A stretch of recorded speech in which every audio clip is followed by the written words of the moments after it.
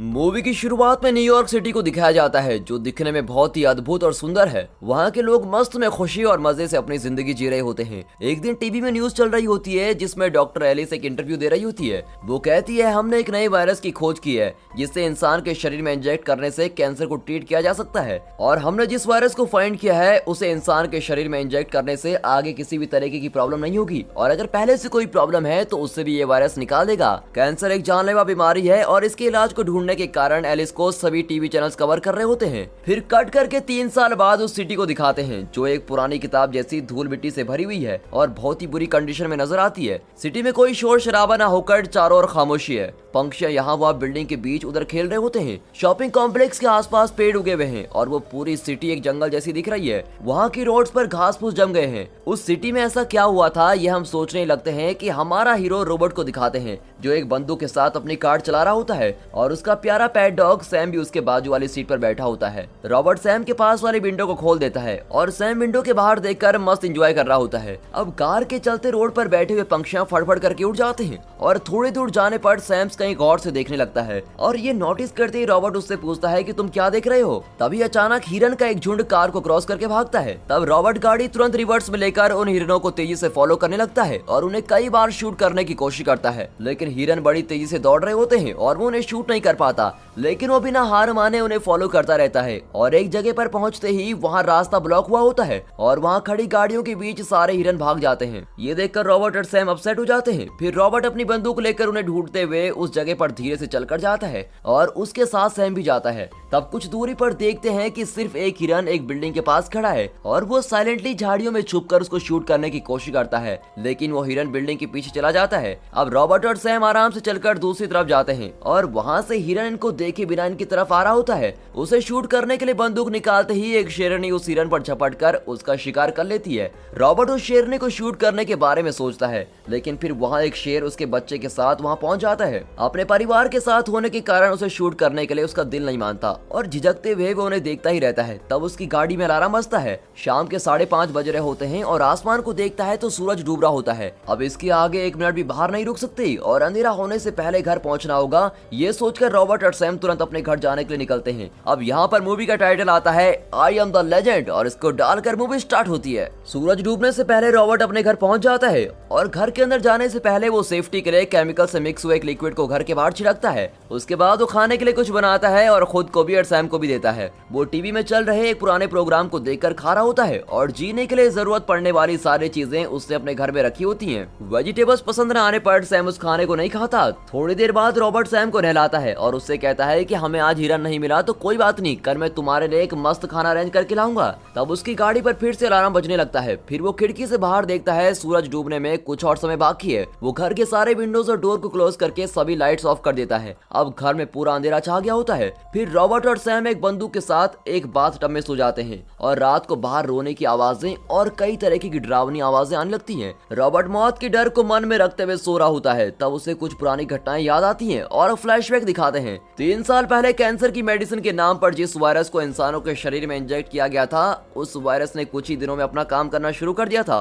उस इंजेक्शन को जिन लोगों ने लिया था, वो सभी लोग ज़ॉम्बी में बदलने लग गए थे। इस वायरस के तेजी से स्प्रेड होने के कारण रॉबर्ट अपनी वाइफ जोई और अपनी बेटी मार्ली के साथ कहीं जा रहा होता है। वो जोई से उनके रिलेटिव के घर जाकर रहने को कहता है और जरूरी कैश और खाने की चीजें हमेशा साथ रहने की एडवाइस दे रहा होता है। ये सुनकर जोई शॉक हो जाती है और पूछती है कि क्या ये वायरस हवा से भी स्प्रेड होता है। तब अचानक उनकी कार के शीशे में एक ज़ॉम्बी आकर टकराता है और वो शीशे पर खून लग जाती है। ये देखकर उसकी बेटी मार्ली जोर से रोने लगती है और रॉबर्ट उसका रोना बंद करवाकर उन्हें हार्बर ले जाता है। वहाँ उस वायरस से जो अफेक्ट नहीं हुए हैं, उन लोगों को चेक करके उस आइलैंड से बाहर निकाला जा रहा होता है और ये लोग वेट कर रहे होते हैं। लोगों की आंखों को स्कैन करके जो लोग अफेक्ट नहीं हुए हैं, उन लोगों को अंदर भेजते हैं और उन्हें सेपरेट रखते हैं। तब रॉबर्ट अपनी फैमिली के साथ उस लाइन में खड़ा होता है और वहाँ अफेक्टेड लोगों को अलग लाइन में भेजते हैं। तब वहाँ एक लेडी रोते हुए उस ऑफिसर से रिक्वेस्ट कर रही होती है कि मैं अफेक्ट नहीं हूँ, एटलीस्ट मेरे बच्चे को तो यहाँ से लेकर जाइए प्लीज।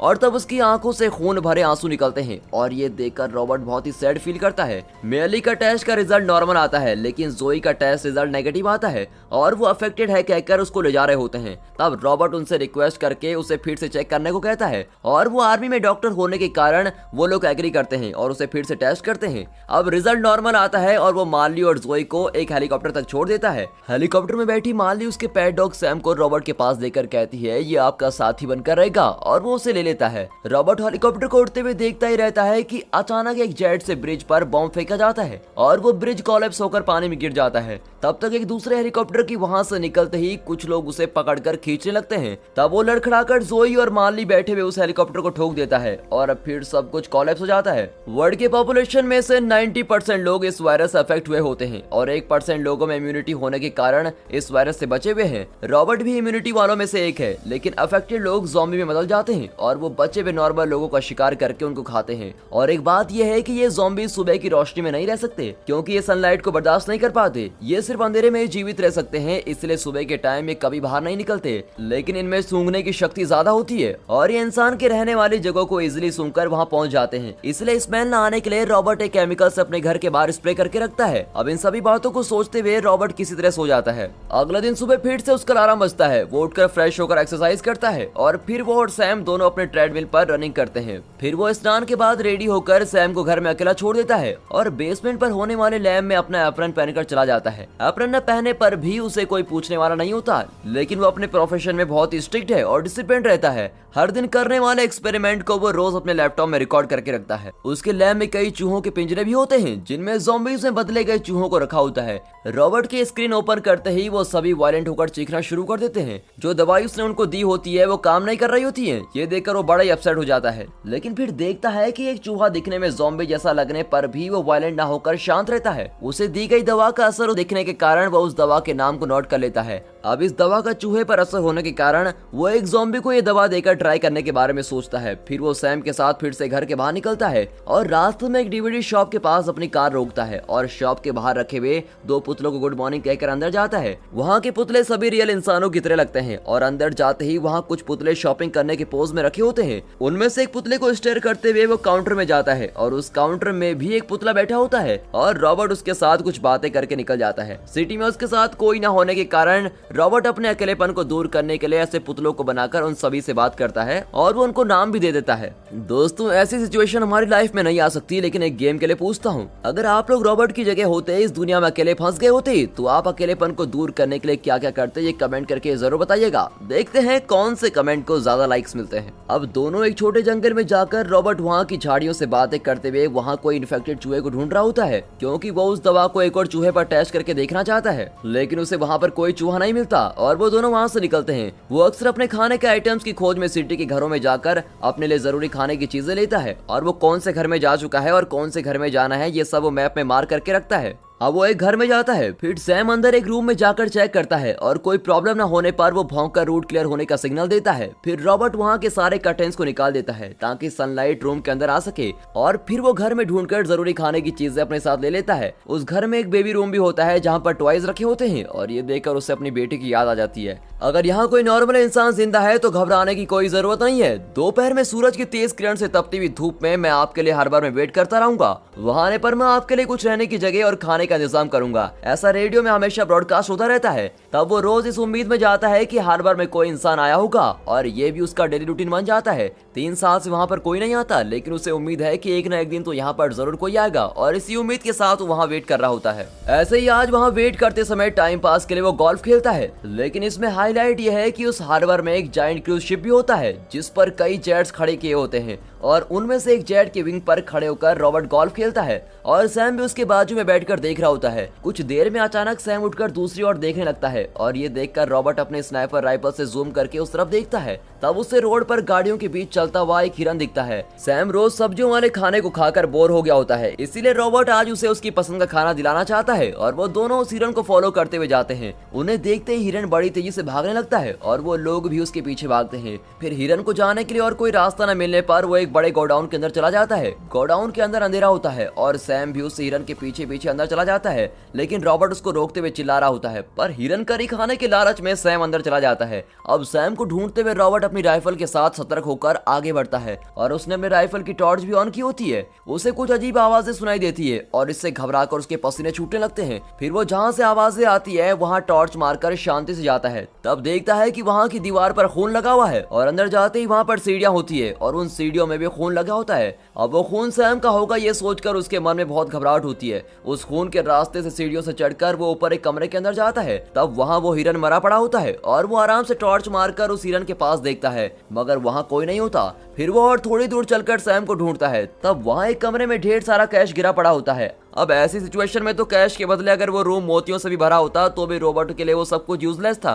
वो टॉर्च घुमाकर देखता है, तब वहाँ अंधेरे में बहुत सारे ज़ॉम्बीज झुंड में आकर खड़े हो जाते हैं और वो तुरंत अपनी टॉर्च बंद कर देता है। उनके देखने से पहले ही वहाँ से निकलना होगा, ये सोचकर वो आराम से एक एक कदम रखकर पीछे चलने लगता है। फिर वहाँ से बाहर आकर वो दूसरे रूम में ढूंढते समय सैम एक टेबल के नीचे छिपकर बैठा हुआ होता है। वो उसे आराम से बुलाकर वहाँ से निकलने के लिए कहता है, लेकिन सैम उसकी बातों को टालकर कहीं और देखकर और भी घबराकर अंदर चला जाता है। अब उसके पीछे कोई खतरा है समझकर रॉबर्ट उसकी टॉर्च घुमाता है। तब एक ज़ॉम्बी उसको देखकर तेजी से उसके पास कूदता है। रॉबर्ट से शूट करता है लेकिन वो मरता नहीं। रॉबर्ट और सैम दोनों तेजी से भागने लगते हैं और ज़ॉम्बी भी उनको फॉलो करता है। सैम भागकर बाहर निकलता है लेकिन रॉबर्ट को एक ज़ॉम्बी उसकी गर्दन पकड़कर अटैक करता है और अगले ही सेकंड में रॉबर्ट ज़ॉम्बी के साथ विंडो के बाहर कूद जाता है और बाहर निकलते ही उस पर सनलाइट गिरती है और ज़ॉम्बी लड़खड़ाकर रॉबर्ट को छोड़ देता है और वो धूप में तड़पते हुए मर भी जाता है। ये देखकर रॉबर्ट के दिमाग में एक आइडिया आता है। वो गोडाउन के बाहर एक ट्रैप सेट करता है और उसके एक एंड को गोडाउन के ड्रेस पर रखकर दूसरे एंड को एक ट्रक से बांध देता है। सब सही तरीके से सेट होने के कारण वो सैम को गाड़ी में रुकने को ही बोलता है। फिर वो अपना खून एक इंजेक्शन से निकालकर एक टेस्ट ट्यूब में भरता है और उसे लेकर गोडाउन के अंदर सेट किए गए ट्रैप में रखकर टेस्ट ट्यूब को तोड़ देता है। उस खून की स्मेल से कोई ज़ॉम्बी उस ट्रैप में फंस जाएगा, ये सोचकर वो वहीं वेट कर रहा होता है और ठीक वैसे ही एक ज़ॉम्बी उस ट्रैप में फंसकर काले कपड़े के अंदर फंस जाता है और रॉबर्ट उसको बेहोश कर देता है। इस ज़ॉम्बी के फंसते ही गोडाउन में से एक और ज़ॉम्बी वायलेंटली आकर वहां से बाहर निकलने की कोशिश करता है, लेकिन धूप होने के कारण वो बाहर नहीं निकल पाता और अंधेरे में रहकर उस फंसे हुए ज़ॉम्बी को देखकर उदास होकर चिल्लाता है और रॉबर्ट को देखकर कुछ अजीब सा लगता है। फंसे हुए ज़ॉम्बी को उठाकर वो अपनी लैब में रिसर्च के लिए लेके जाता है और उसे एक बेड पर लेटाकर बांध देता है। वो एक लेडी ज़ॉम्बी होती है जो करीबन 20 साल की होगी और वो जब फंसी थी तब गोडाउन में चिल्लाने वाला शायद उसका प्रेमी हो सकता है। इस बात को रॉबर्ट समझ लेता है। फिर वो उस चूहे को दी गई दवा उस ज़ॉम्बी पर ट्राई करता है और उसकी पल्स रेट, टेम्परेचर और प्रेशर को परफेक्टली चेक कर लेता है। वो एक ज़ॉम्बी होने के कारण सभी रीडिंग नॉर्मल से बहुत ही ज्यादा आती हैं और वो उसके बैग पर एक बटरफ्लाई टैटू को भी नोटिस करता है। फिर वो उसे उस दवाई के इंजेक्शन देता है और कुछ ही देर में उसकी पल्स रेट और टेम्परेचर ये सभी कम होने लगते हैं और रीडिंग्स को देखते समय अचानक वो ज़ॉम्बी उठकर जोर से चिल्लाने लगती है। फिर थोड़ी देर चिल्लाकर बेहोश हो जाती है। अब पल्स रेट 0 हो जाती है और उसकी दवा काम नहीं करने पर रोबोट बहुत ही अपसेट हो जाता है। फिर वो उसे दूसरी दवाई देकर फिर उसे एक ज़ॉम्बी में बदल देता है और वो ज़ॉम्बी में बदल कर सो रही होती है। फिर वो उसे लैब में एक शीशे के अंदर बंद कर देता है। अब उसे लगता है कि ये दवाई भी काम नहीं कर रही है, इसलिए वो अपसेट हो जाता है। अब अगले दिन वो घर से बाहर निकलता है और रोज की तरह वो हार्बर में किसी के आने का इंतजार कर रहा होता है, पर वहाँ कोई नहीं आता। थोड़ी देर वेट करके जब वो घर जा रहा होता है तो वो डीवीडी शॉप के बाहर रखे हुए पुतले को दूसरी जगह देखकर बड़ा ही शॉक हो जाता है। अब उसे कुछ समझ में नहीं आता कि वो पुतला वहाँ कैसे आया और वो चिल्लाकर पूछता है कि ये सब किसने किया और चिल्लाते हुए वो उस पुतले को शूट करता है। वो टूटकर गिर जाने पर रॉबर्ट उदास हो जाता है और वो उसके पास जाकर पैर रखता है। तभी वहाँ पास में खड़ी भी कार मूव होने लगती है और वहाँ से हटने के पहले ही उसका पैर उस ट्रैप में फंसकर वो उल्टा लटकने लगता है। रॉबर्ट ने पहले जिस तरीके से उस लेडी ज़ॉम्बी को ट्रैप में फंसाया था, ठीक उसी तरह अब वो भी एक ट्रैप में फंस गया है और वो बेहोश हो जाता है। फिर शाम होते ही सूरज डूबने लगता है। रॉबर्ट के सर पर चोट आने से उसके सर से खून निकलता है और सैम उसके चारों ओर चक्कर लगाकर उसे बचा न पाने पर भौंकता रहता है। शाम के 5:30 बजते हैं। उसकी गाड़ी में अलार्म बजने लगता है और रॉबर्ट अपनी आंखें खोलकर देखता है कि अंधेरा होना शुरू हो गया है। वो जल्दबाजी में अपने पॉकेट से एक नाइफ निकालता है और उस रस्सी को काट देता है। कहते हैं इंसान का वक्त जब बुरा होता है तो उस पर मुसीबतों का पहाड़ टूट पड़ता है और ठीक उसी तरह रोबोट को एक के बाद एक मुसीबतों का सामना करना पड़ रहा है। रस्सी काट कर नीचे गिरने पर उसके हाथ पर जो चाकू होता है उससे उसके पांव पर चोट लग जाती है और अंधेरा हो रहा होता है और रॉबर्ट किसी तरह धीरे धीरे मूव होकर अपनी कार के पास जाने की कोशिश करता है। तब सैम एक अंधेरे से भरी जगह को देखकर भौंकने लगता है। रॉबर्ट वहाँ देखता है कि उस अंधेरे में वो लबड़ ज़ॉम्बी ढेर सारे ज़ॉम्बी में बदले कुत्तों को भगाकर रॉबर्ट के पास भेजता है और वो सभी कुत्ते रॉबर्ट को काटने आते हैं, लेकिन सूरज की किरण अभी भी उस रोड पर पड़ती है और वो कुत्ते इससे आगे नहीं बढ़ पाते और वो जोर जोर से भौंक रहे होते हैं। फिर सूरज की पूरी तरह डूबने से वो किनारे वहां से निकल जाते हैं और फिर वो कुत्ते बड़ी तेजी से रॉबर्ट और सैम के पास भागकर उन्हें काटने की कोशिश करते हैं। रॉबर्ट उन्हें शूट करने की कोशिश करता है, लेकिन तब तक एक कुत्ता सैम को काट लेता है और दूसरा कुत्ता जब रॉबर्ट को काटने के लिए उसके एकदम पास आता है तब सैम तुरंत उसको बचाकर खुद घायल हो जाता है। फिर वो सभी कुत्तों को शूट करके मार डालता है और उस लवर्ड ज़ॉम्बी के आने से पहले ही वो सैम को उठाकर अपनी कार में बैठकर अपने घर चला जाता है। फिर वो सैम को अपनी लैब में ले जाकर किसी दवा का इंजेक्शन देता है और वो एकदम बच्चे की तरह उसे अपनी गोद में लेकर वहां बैठ जाता है। फिर वो उसके लिए गाना गा रहा होता है और थोड़ी देर सैम में भी ज़ॉम्बी में बदलने के लक्षण दिखाई देते हैं। उसके बाल झड़ने लगते हैं और उसकी आंखें भी बदलने लगती है। रॉबर्ट उदास होकर देख रहा होता है, तब अचानक वो एक ज़ॉम्बी में बदलकर उसको काटने आता है। तब रॉबर्ट उसका गला दबाकर उसको मार डालता है।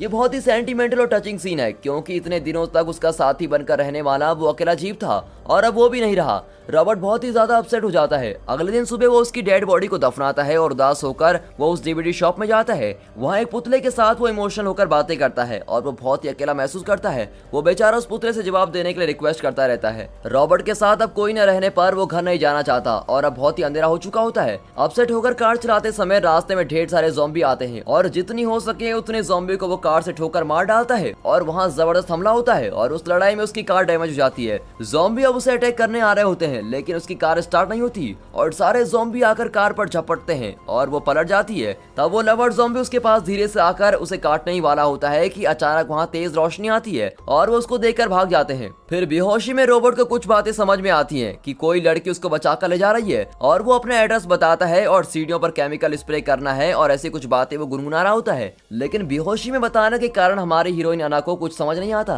अगले दिन वो अपनी आंखें खोलता है, तब अपने घर के सोफे में सो रहा होता है। टीवी में कार्टून चल रहा होता है और उसके पैर पर नाइफ से लगे घाव पर स्टिचेस को नोट करता है। तब किचन से कुछ आवाजें आती है और वो धीरे से एक बंदूक निकालकर किचन की तरफ जाता है। वहाँ डाइनिंग टेबल पर एक लड़का बैठा हुआ होता है जिसका नाम एथन है और अना खाना पका रही होती है और वो उन्हें शॉक होकर देखते हुए आता है। उसके हाथ में बंदूक देखकर वो दोनों भी शॉक हो जाते हैं। वो बंदूक को साइड में रखकर उससे पूछता है कि तुम कौन हो। अना उसे गरम गरम खाना परोसकर खाने को कहती है और बहुत दिनों के बाद अच्छे खाने को देखकर वो भी खाने लगता है। तब अना जवाब देती है कि रेडियो से आए उस मैसेज को सुनकर हम भी हार्बर में आए थे, लेकिन कल तुम वहाँ नहीं आए। फुल डे वेट करने के बाद तुम वहाँ आए और तब वो ज़ॉम्बी तुम्हें अटैक कर रहा था। तुम्हें मैं ही बचाकर यहाँ लाई हूँ। हम पहाड़ में होने वाले एक जगह पर जाने का प्लान बना रहे थे और उसी समय तुम्हारा मैसेज सुनकर तुम्हें भी साथ लेकर चलने के लिए हम यहाँ आ गए हैं। और कहती है उस पहाड़ पर लोग सेफली जी रहे हैं। ये सुनकर रॉबर्ट गुस्से में कहता है कि ऐसी कोई सेफ जगह नहीं है। फिर वो उसे एक्सप्लेन करती है कि पहाड़ी इलाकों में ठंड ज्यादा होने के कारण ज़ॉम्बी वहाँ सर्वाइव नहीं कर सकते और इसीलिए वहाँ के लोग सेफली रह सकते हैं। और ये सब सुनकर रॉबर्ट गुस्से में अपनी थाली को फेंक देता है और वो दोनों शॉक होकर उसको देखने लगते हैं। फिर वो अपने गुस्से को रियलाइज करता है और कहता है मैं थोड़ी देर में आता हूँ और वहाँ से ऊपर वाले कमरे में चला जाता है। थोड़ी देर अकेले बैठकर वो फिर नीचे आता है। तब एथन टीवी में कार्टून देख रहा होता है। वो अब आगे क्या करेगा ये सोचकर अना उसको देख रही होती है। तब वो टीवी में चल रहे कार्टून के डायलॉग्स बोलने लगता है और उसे देखकर एथन एक्साइट हो जाता है। अना उसको थोड़ी देर तक देखती रहती है और उसको पता लग जाता है कि ये ज़ॉम्बी में नहीं बदला है, यानी कि इस पर ज़ॉम्बी के कोई भी काटने के निशान नहीं है और कोई भी काटने के लक्षण नहीं दिखाई दे रहे हैं। फिर रॉबर्ट अना के पास जाकर नॉर्मल तरीके से बातें करने लगता है। तब वो उसे कहती है कि तुम्हारी तरह ही हम 5 लोगों में भी इम्यूनिटी है। एक दिन क्रूज में खाना ले जाते समय अंदर फंस गए थे और इतने दिनों तक हम वहीं पर थे। हम में से 3 लोग ज़ॉम्बी के शिकार बन गए थे और अब हम दोनों ही बचे हैं। और कहती है कि कल हम पहाड़ के लिए निकलेंगे, लेकिन रॉबर्ट मना कर देता है और कहता है मैं इस जगह को छोड़कर कहीं नहीं जाने वाला। यहाँ जब तक मैं ज़ॉम्बियों को इंसान में नहीं बदलता मैं कहीं नहीं जाऊंगा। फिर अना उसको उसके पैर पर चोट कैसे लगी इस बारे में पूछती है। तब जाकर रॉबर्ट कई सारी बातें सोचने लगता है। वो सोचता है असल में ज़ॉम्बीज़ का दिमाग काम नहीं करता। फिर एक ज़ॉम्बी ने ट्रैप लगाकर मुझे कैसे फंसा लिया। वो दिमाग के बिना ये सब चीजें कैसे कर सकता है। ये सारी बातें सोचकर वो कंफ्यूज हो जाता है और इन बातों को वो अना के साथ एक स्विमिंग पूल के पास बैठकर डिस्कस कर रहा होता है। तब एथन पानी में खेलते हुए कहता है ये पानी बहुत ही ज्यादा ठंडा है। तब रॉबर्ट के दिमाग में एक आइडिया आता है। वो तुरंत अपने घर जाकर उसके लैब में रखे हुए ज़ॉम्बी के चारों ओर आइस से भर देता है। तब अना उसे कॉफी देने के लिए लैब में जाती है और उस ज़ॉम्बी को देखते ही वो शॉक होकर कहती है कि मैंने अब तक इस ज़ॉम्बी को इतने करीब से नहीं देखा और वो आइस रखने का कारण पूछती है। तब रॉबर्ट कहता है कि आइस रखने पर उसका ज़ॉम्बी वाला कैरेक्टर खत्म हो जाएगा और ऐसे समय पर इंजेक्शन देने से वो दवा असर करने के चांसेस हैं। फिर वो दोनों ऊपर जाकर ढेर सारी बातें करने लगते हैं। रॉबर्ट उसे अपने फेवरेट सिंगर के बारे में बताता है और बताता है कि कैसे उसकी याद में उसने अपनी बेटी को म्यूजिशियन का नाम दिया था। वो म्यूजिशियन अपनी म्यूजिक के जरिए अच्छे मैसेज को लोगों तक पहुंचाना चाहता था और एक दिन उसे अपोज करने वाले लोगों ने उसको शूट कर दिया, लेकिन फिर भी उस म्यूजिशियन ने कहा कि मैं अपने म्यूजिक से सभी को सच्चा रास्ता दिखाऊंगा। अब रॉबर्ट कहता है कि मैं भी अब ऐसी सिचुएशन में हूँ और यहाँ के लोगों को बचा कर ही रहूंगा। ये सुनकर अना काफी इंप्रेस हो जाती है और फिर से अंधेरा होने लगता है और रॉबर्ट घर के दरवाजे और खिड़कियों को बंद कर रहा होता है। एना फिर से उसे पहाड़ पर जाने की बात करती है। वो उसे उसके साथ चलने को कहती है, लेकिन रॉबर्ट उसको मना कर देता है। फिर वो कहती है कि तुम 3 साल से उस हार्बर में वेट कर रहे थे, लेकिन कल ही क्यों मेरा वहां आना हुआ और कल ही क्यों तुम्हारा उन ज़ॉम्बीज़ के साथ झगड़ा हुआ और मैंने तुम्हें उनसे क्यों बचाया। जरा इन सब के बारे में सोचो।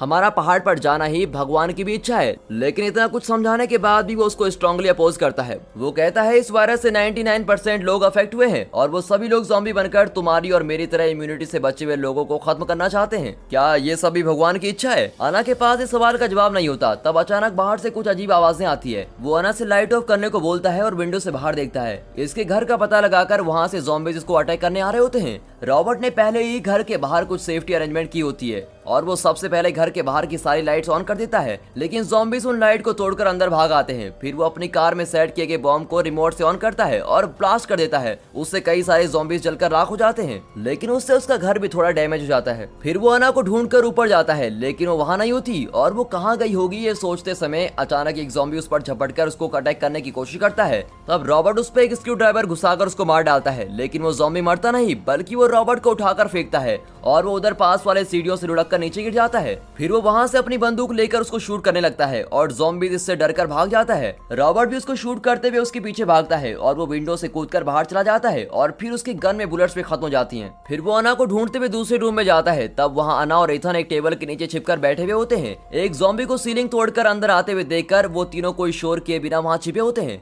तब एथन हल्की आवाज करता है और ज़ॉम्बी उन्हें देखकर उस रूम में आता है। तब जल्दी रॉबर्ट उस टेबल में रखी बंदूक लेकर उसको शूट कर डालता है। तब बाहर कुछ आवाजें आती है और वो खिड़की से बाहर देखता है। वहाँ लवर ज़ॉम्बी कई सारे ज़ॉम्बीज को साथ लेकर आया होता है और उसके ऑर्डर देते ही सारे ज़ॉम्बीज घर की तरफ भागकर आते हैं। ये देखकर तीनों लोग नीचे लैब में चले जाते हैं और वहाँ उस शीशे वाले रूम में जाकर छिप जाते हैं। तब वो लोग उस लेडी ज़ॉम्बी को नोटिस करते हैं। वो धीरे धीरे रिकवर हो रही होती है और रॉबर्ट ये सोचकर खुश होता है कि उसकी दवा काम कर रही है। तब सभी ज़ॉम्बी वहाँ पहुँच जाते हैं और लवर ज़ॉम्बी उस रूम के शीशे को तोड़ने की कोशिश करने लगता है। रॉबर्ट उससे चिल्लाकर कह रहा होता है कि इन सब के लिए मैंने दवा खोज रखी है और तुम सबको मैं क्योर करूंगा, लेकिन वो सब लैब में तोड़फोड़ करने लगते हैं। फिर बाकी ज़ॉम्बीज को कंट्रोल करके सिर्फ लवर ज़ॉम्बी आगे आकर उस शीशे को पटक देता है और तोड़ने की कोशिश करता है। कुछ देर के बाद उस शीशे में ग्रे वे क्रैक्स एक बटरफ्लाई की शेप में नजर आता है। तब रॉबर्ट उस लेडी ज़ॉम्बी की बटरफ्लाई टैटू को नोटिस करता है। अब मुझे अपनी जान को देकर इस वैक्सीन और अना को बचाना होगा। ये सोचकर वो उस लेडी ज़ॉम्बी का ब्लड सैंपल अना को देकर उसे वहां से एस्केप होने को कहता है। फिर अना के जाने के बाद वो एक बॉम्ब निकालकर उस ज़ॉम्बी के पास आते ही उसे वहीं पर ब्लास्ट कर देता है और उसके साथ वो भी जान गंवा देता है। अगले सीन में देखते हैं कि अना उस पहाड़ में जाकर वहाँ के लोगों को ढूंढकर उन्हें वो वैक्सीन दे देती है।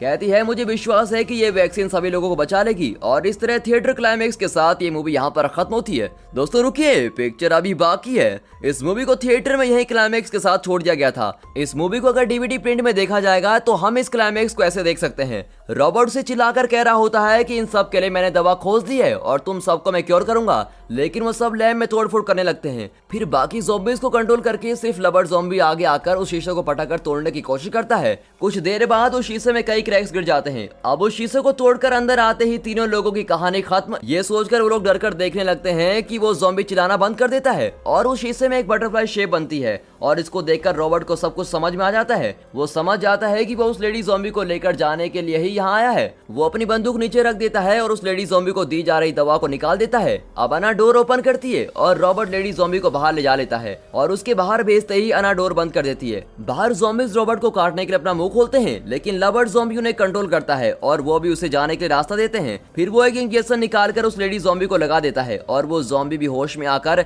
लवर ज़ॉम्बी को देखती है। फिर दोनों को खुशी से हक करते हुए देखते ही रॉबर्ट उनके बीच के प्यार को समझ लेता है। फिर लवर ज़ॉम्बी उस लेडी ज़ॉम्बी को उठाकर रॉबर्ट को देखता है और वहाँ लगाए हुए फोटोज को देखता है। ऐसा लगता है कि ज़ॉम्बी रॉबर्ट से ये कहना चाहता है कि हमारी ऐसी कंडीशन होने की वजह सिर्फ आप लोग हैं और आप लोगों की बनाई भी दवा है। अफेक्टेड होकर हम भी किसी तरह अपनी जिंदगी जी रहे हैं और हमें ऐसे ही जीने दो, वरना तुम्हारी खैर नहीं। इसलिए रॉबर्ट को वार्निंग देते हुए उसे देखकर जोर से चिल्लाता है। फिर रॉबर्ट उसकी फीलिंग को समझकर उसे सॉरी कहता है। अब वो उसे मार देंगे सोचकर रॉबर्ट अपनी आंखें बंद करके खड़ा रहता है, लेकिन कुछ देर बाद उनकी आवाजें पूरी तरह से बंद हो जाती है। तब रॉबर्ट अपनी आंखें खोलकर देखता है कि वहाँ कोई भी ज़ॉम्बी नहीं है और तब जाकर रॉबर्ट की जान में जान आती है। वो अपनी रिसर्च को छोड़कर अगले दिन सुबह होते ही वो तीनों अना की कहीं भी पहाड़ी जगह पर जा रहे होते हैं और जाते समय अना अपनी वॉइस में अगर यहाँ कोई नॉर्मल इंसान जिंदा है तो घबराने की कोई जरूरत नहीं, आप अकेले नहीं है, आपके लिए रहने की जगह और खाने का इंतजाम है, हम करेंगे और डरने की कोई जरूरत नहीं है, ऐसे विश्वास के साथ कहते हुए सुनाई देती है। और इस डीवीडी क्लाइमेक्स के साथ ये मूवी यहाँ पर खत्म होती है। मूवी के दोनों क्लाइमेक्स में से कौन सा क्लाइमेक्स आपको ज्यादा पसंद आया, कमेंट करके अपनी राय जरूर दें और ऐसे ही बढ़िया ज़ॉम्बीज़ मूवीज देखने के लिए स्क्रीन पर देख रहे वीडियोस को जरूर देखिए। And finally thanks for watching.